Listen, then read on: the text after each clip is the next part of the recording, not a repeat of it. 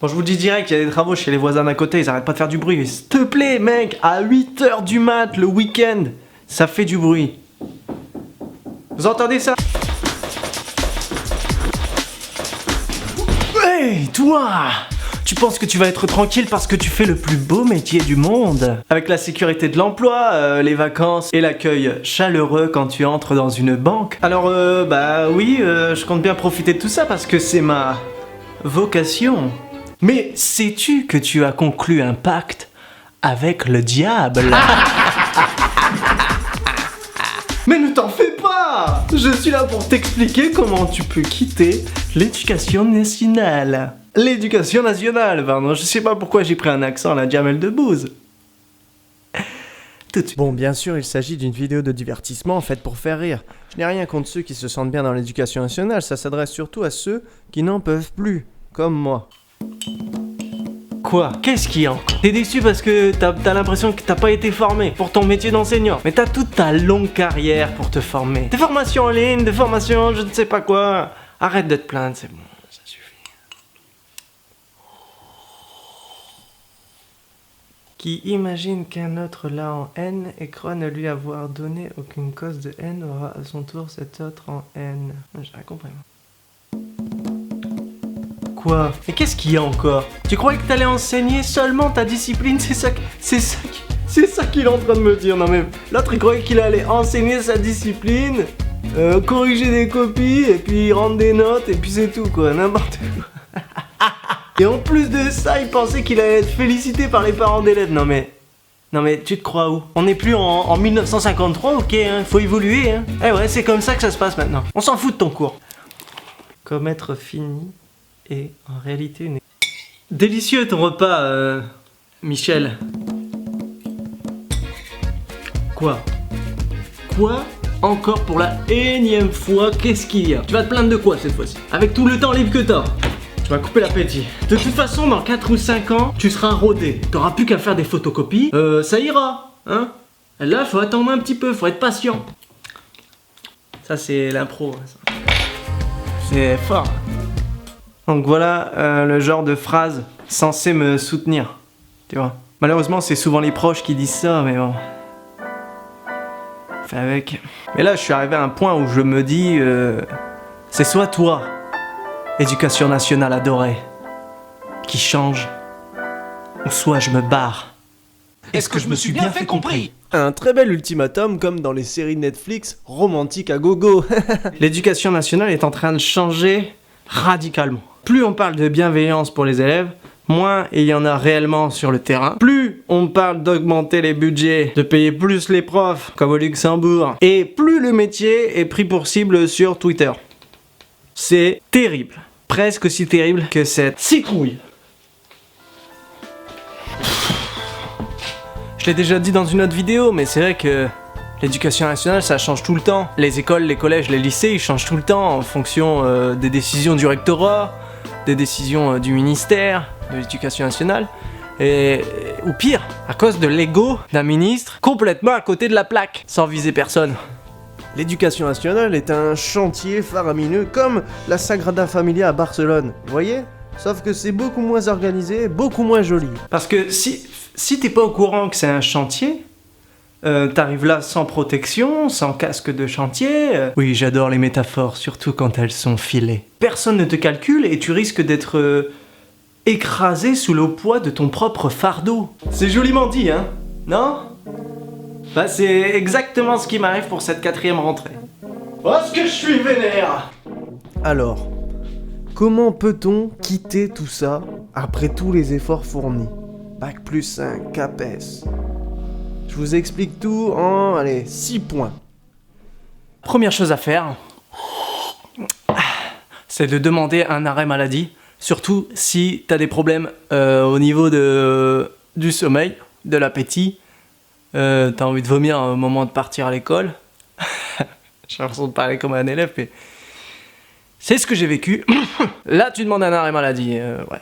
Pour le numéro 2, la deuxième solution, c'est de prendre rendez-vous avec le RH de proximité, donc les ressources humaines de proximité. C'est un truc nouveau dans l'éducation nationale. Mis en scène. Bah, bonjour monsieur. Vous pouvez vous installer. Allez-y. Très bien, alors dites-moi ce qui vous amène chez les ressources humaines. Attendez, je me recoiffe. Merci. Je viens de découvrir que ça existait en fait, les ressources humaines de l'éducation nationale. D'accord, je comprends. Ici, tout ce que vous direz sera entendu, considéré, et rien ne sortira de ce bureau. C'est pas du tout un salon, c'est un bureau. C'est ce qu'on appelle le secret professionnel. Ah ok, donc il faut vraiment que je me barre de l'éducation nationale pour pouvoir enfin être écouté et considéré. Super, top, franchement parfait, y a tout qui va bien, super. Bon, ça c'est ce que j'aurais aimé dire en fait, mais j'ai pas dit ça comme ça. J'ai plutôt été pathétique. Voilà. Je vais le faire tout de suite.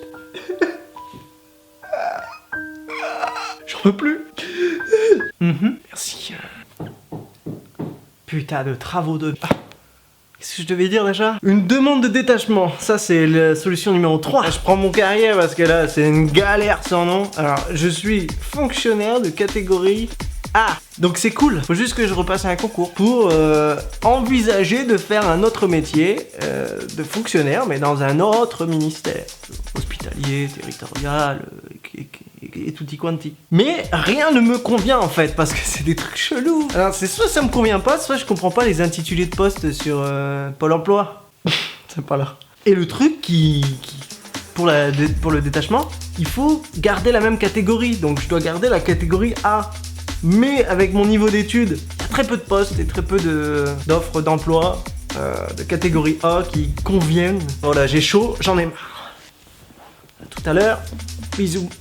T'as aussi la demande de disponibilité. Donc il y a la dispo pour convenance personnelle. Ça veut dire qu'en gros tu vas bosser ailleurs avec un CDI. Et il y a aussi la disponibilité de droit. Et ça c'est chelou aussi. C'est pour plein de trucs différents. Élever un enfant, partir près de son conjoint, tu peux demander une dispo. Voilà, de droit. Normalement là c'est moins refusé. Mais... c'est quand même souvent refusé. Et il arrive qu'il y a des profs qui demandent leur dispo chaque année jusqu'à ce que mort s'en suive. Voilà. Après, t'as la rupture conventionnelle aussi, c'est pas mal. En fait, c'est encore un truc incompréhensible. C'est... Non mais tu rigoles, j'espère. C'est carrément simple à comprendre, la rupture conventionnelle. C'est comme une démission, sauf que ton patron, il est d'accord. Et il te donne des sous pour t'indemniser. Et c'est aussi comme si tu étais renvoyé par ton patron, mais... c'est toi qui l'as voulu. Aussi, donc... c'est facile à comprendre, non? Ouais, c'est un truc comme ça, ouais. Mais ça peut être refusé aussi. Ah ouais, surtout pour les longues carrières. Parce que plus t'as travaillé dans l'éducation nationale, plus tu coûtes cher en indemnisation avec la rupture conventionnelle. Et ouais mon gars, on est dans la merde. Bonjour. Moi je viens vous parler de la démission. Démission. Ça paraissait mieux dans ma tête. Nous sommes au numéro 6. Bon, avec ça on s'en fout si le patron il est d'accord, hein? N'est-ce pas, hein? Hein? En réalité, la démission peut aussi être refusée pour nécessité de service. Nécessité de service. Ça fait peur, hein? Si tu fêtes Halloween cette année, déguise-toi en nécessité de service. Il y a des toiles d'araignée que j'ai mis au plafond. Bon, heureusement, il reste la 7ème option. L'abandon de poste. Mais moi j'ai un honneur, j'ai une conscience professionnelle, je vais pas abandonner comme ça. C'est pas mon genre. Ouais. Surtout que t'as aucune indemnité, et si tu continues d'être payé pendant 2 ou 6 mois, eh bien ne touche pas un sou. Ils vont te le récupérer, t'inquiète. À savoir que peu importe la solution que tu utilises pour quitter l'éducation nationale, c'est très probable que ce soit mieux ailleurs. Mais tu vas galérer, c'est sûr. Surtout du point de vue financier. Vaut mieux préparer son business plan. Voilà, c'est pour ça que je te conseille d'investir dans l'immobilier pour moins d'1 euro. Grâce à ma solution extraordinaire, tu deviendras millionnaire en moins de 5 heures. En crypto-monnaie, n'hésite pas non plus à mettre 30 balles chaque semaine au PMU ou au loto. Mais quand tu vas au PMU, ne bois surtout pas de bière. L'argent, se gagne, mais ne se boit pas. Au fait, y a-t-il un casino dans ta ville? Mais non, Jules Benoît, n'importe quoi, je ne parle pas d'un supermarché, je te parle d'un casino. Voici mon dernier conseil. Mise toutes tes économies à la roulette sur le noir. Tu me remercieras plus tard. Et si tu fais tes courses au casino, n'oublie pas de faire tes courses avec l'application, avec la carte bleue qui permet de fructifier des points, des apports, par rapport si tout le monde paye. Finalement tes courses, bah tu vois, pas cher, tu feras des économies. Bon, plus sérieusement, on m'a parlé de reconversion, de bilan de compétences. Mais quand on sait ce qu'on veut vraiment, on peut y parvenir uniquement si on se donne les moyens. Il y aura des échecs et des obstacles, mais si tu peux le rêver, tu peux le faire. Excepté si ton rêve c'est de tuer des gens ou de voter Zemmour à la présidentielle. Là, vaut mieux se remettre en question quand même. Ouais. En tout cas, ce que je peux te dire, moi, c'est que... j'ai quand même adoré enseigner le français. Je garde de très bons souvenirs, mais le masque d'enseignant, c'est étouffant. Il est bien trop lourd à porter. Beaucoup trop de responsabilités. Trop peu compris par les parents, par les élèves, par la hiérarchie, par les administrations, par les ministres. Et tout le monde en fait. Tant que tu l'as pas fait, tu peux pas savoir ce que c'est. Et il y a trop de choses qui vont mal, il y a trop de choses qui fonctionnent pas, il y a des moyens mis pour des choses qu'on n'a pas besoin. Il manque des moyens pour des choses hyper nécessaires. C'est hyper frustrant et je suis très triste en fait d'en arriver là. Mais ce que je sais, c'est que je veux plus mettre un pied dans un collège ou un lycée ou un autre établissement scolaire. Parce qu'il y a trop de souffrance là-bas, il y a trop de souffrance. Les profs galèrent, les élèves galèrent, les surveillants ils galèrent, tout le monde galère, même les employés pour le ménage, ils galèrent. Même pour faire les espaces verts, ils en peuvent plus. À mon niveau, en tant qu'enseignant, je peux rien faire. On se rend pas compte à quel point on est... Comment on dit déjà? Nous les enseignants, face à tous ces problèmes dans les collèges, les lycées, etc., on se trouve impuissant en fait. On est capable de rien faire, on peut rien faire. Du coup, à la prochaine pour de nouvelles aventures. Et comme d'habitude, je vais soupirer avant d'éteindre la caméra.